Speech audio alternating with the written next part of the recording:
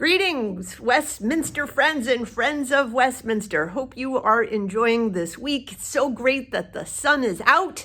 The birds are starting to sing. Spring is on its way. But the biggest news for me this week is this. I got my first of the 2 COVID vaccines. They're being offered at the Armory in downtown Albany. I'm so excited. This feels like the beginning of the end of this pandemic for me, the end of my separation from my family, and the end of my separation from all of you. So what better Sunday to discuss vaccines in worship? The Gospel of John, of course, you'll remember, says that vaccines are the best way to understand the meaning of Jesus' death on the cross.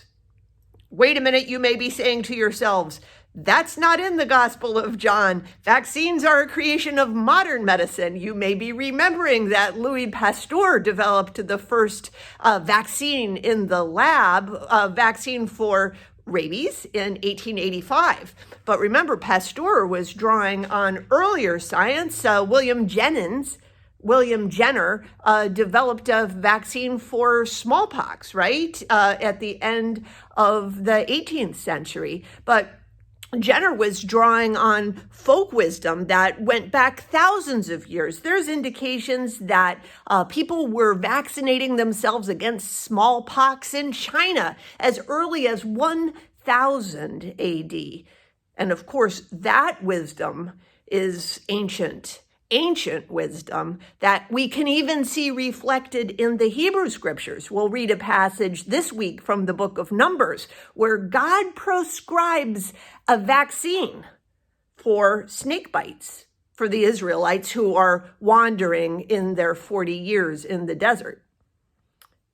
Go ahead, look it up in the scripture. You'll see there's a vaccine offered there. Well, that story about the vaccine against snake bites, the Gospel of John draws on that story and says that story is the key to understanding the story of Jesus on the cross.